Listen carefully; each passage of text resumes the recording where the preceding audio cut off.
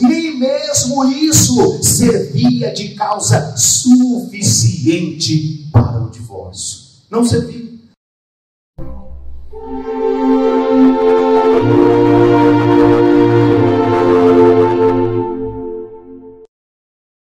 O que acontecia? Imaginamos agora um casal, subitamente o marido se converte, mas não a mulher.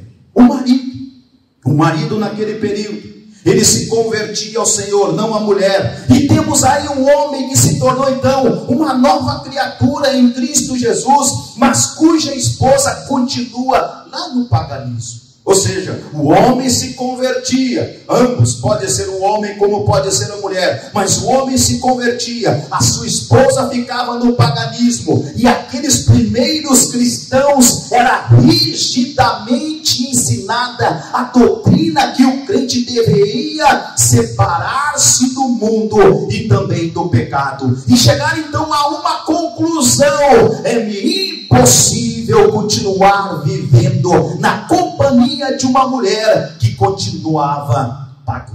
Então o que eles acreditavam? Por que o apóstolo Paulo dava esse ensinamento? Porque aquele povo, quando eles se convertiam, eles vinham para a igreja, eles tinham um regulamento tão rígido: olha, agora que eu vim para a igreja, a minha esposa não veio, ela está lá no mundo, então eu irei separar dela. Por isso que o apóstolo Paulo está trazendo esse ensinamento. Por isso que não se deve. E aí apóstolo Paulo, eu acredito que o apóstolo Paulo estava expondo que Jesus tinha falado lá para aquele povo que só poderia divorciar por conta da infidelidade. Não era porque o homem estava na igreja, a mulher no mundo, que tinha que separar, não. Porque o homem ou a mulher poderia santificar aquela pessoa que não estaria na igreja. Por isso o ensinamento de Cristo, o ensinamento do nosso Senhor: se eu tiver de viver a vida cristã, terei de divorciar-me dela, porque ela não é cristã. E muitas mulheres que se tinham convertido, mas não seus maridos, diriam a mesma coisa. Por isso que o apóstolo Paulo traz esse ensinamento.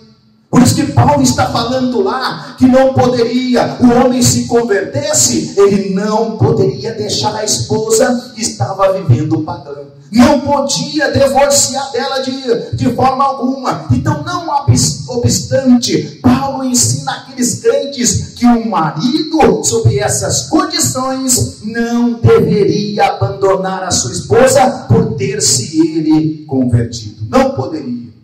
Era o ensinamento de Paulo. Por isso que Paulo está escrevendo essa carta. Paulo não escreve aquela carta por escrever. A gente tem que ter um olhar nas escrituras, observar o porquê. Qual é o sentido aqui? Por que está escrevendo isso? Por que o apóstolo Paulo, lá no 1 Coríntios capítulo 7, se nós observar o capítulo 6, se nós observar o capítulo 5, se nós observar o capítulo 8, o apóstolo Paulo não está falando nada disso. Ele entra sobre o assunto do casamento. Então por que ele entra naquela igreja de Corinto? Qual era a dificuldade? Porque tinha muitos homens ou muitas mulheres que vinham para Jesus e o seu esposo ou a sua esposa não se convertia, e eles queriam separar porque aquela pessoa se encontrava no paganismo.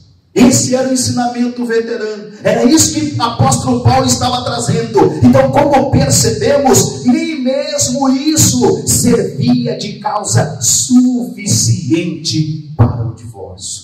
Não servia. Não poderia. O claro ensino das escrituras é que nem mesmo isso serve de base para o divórcio. Nem isso.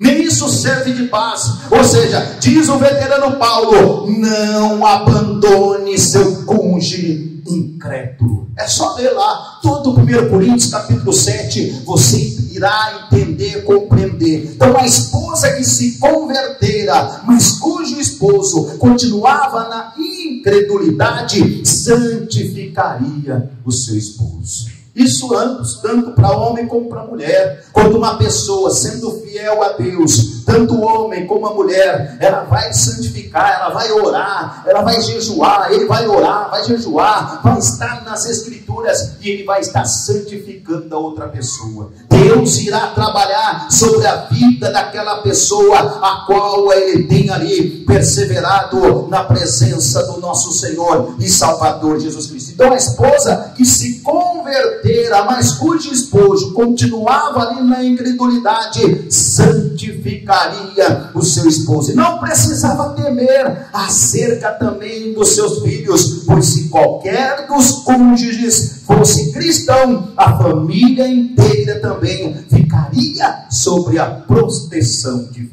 Toda a família, por conta de uma pessoa, por conta de uma vida, aquela pessoa, quando é fiel, quando anda conforme o ensinamento de Cristo, toda a casa será santificada. Toda a sua família, todas aquelas pessoas irão desfrutar do privilégio da nutrição cristã dentro da vida ativa da igreja, por conta de uma pessoa. Então esse é o ensinamento. Eles achavam que tinha que separar porque uma pessoa veio para Cristo e a outra não veio, e apóstolo Paulo está dizendo que não poderia se divorciar. Então o princípio estabelecido por Jesus Cristo aqui é o que? Coisa alguma serve de motivo para o divórcio, exceto a infidelidade conjugal. Somente isso. Quando há infidelidade, quando acontece a infidelidade conjugal, ou seja, a pessoa necessita entender, compreender que pode haver o divórcio. E tem muitas pessoas, às vezes, que pensam, às vezes, que o casamento é algo, como que eu posso dizer? As pessoas pensam, às vezes, que o casamento, às vezes, não vai ter aquele relaxamento, vai existir. Faz parte de todo casal, é como um relacionamento com Deus. Tem pessoas, às vezes, o relacionamento, ele fica tão monótono, que às vezes as pessoas pensam que todo dia Deus vai ver um ventinho, que todo dia Deus vai visitar ele, que todo dia Deus vai falar com ele, todo dia.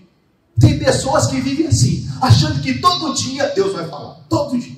Olha, irmãos, eu estou procurando esse Deus que até hoje, que às vezes ele fala hoje comigo, e às vezes demora 6 meses para falar comigo. E quando fala, hein? Abraão esperou anos e anos. Abraão, diz a história que Abraão, em certos momentos, que esperou 15 anos para receber uma revelação. Uma. Já imaginou? Eu fico procurando. As pessoas às vezes pensam que Deus toda hora quer falar, toda hora, mas Deus toda hora quer revelar, toda hora quer profecia, toda hora tem cura, toda hora tem milagre. Não tem. Há um tempo para todas as coisas. Não é todo momento que Deus quer realizar milagres. Não é todo momento que Deus quer revelar, não é todo momento, e às vezes, será que nós temos essa consciência, assim também, como eu estou dizendo, desse relacionamento com Deus, assim também, às vezes, é o relacionamento do casal. Observa você, observe, cada um observe você mesmo. Vamos supor, imagine uma pessoa casada há 40 anos, e aí, casada há 40 anos, está lá, oh, minha velhinha, tudo bem? Me abraçou de manhã. Será que é assim? Que saudade que eu estava de você. Que bom te ver você aqui de novo. Isso serve para ambos. Será que é assim? Meu Deus do céu. 40 anos, né? Geralmente é eu que lembro, a esposa nunca lembra. Depois da manhã eu faço 20. Geralmente sou eu que lembro, a esposa nunca lembra. Mas às vezes está lá quanto tempo casado, e a pessoa às vezes pensa que é tudo normal. Não, meu Deus do céu. E às vezes a gente, eu não reparo o que eu vou falar, mas às vezes tem casal, às vezes, que às vezes está andando na rua, um está lá, virou o quarteirão e o outro está para trás. Vamos, certo? Antigamente não, andava tudo juntinho com a mãozinha, vamos lá, vamos caminhando. Tem pessoas que pensam que o relacionamento, ele é como o primeiro dia.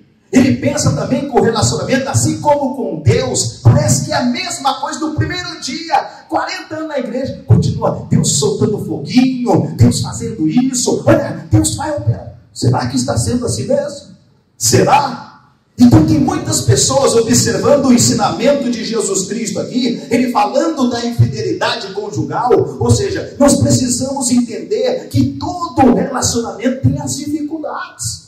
Todo relacionamento da vida, nós precisamos entender, tanto eu como você. Eu vou trazer uma ilustração. Um certo homem, ele calçava o número 40.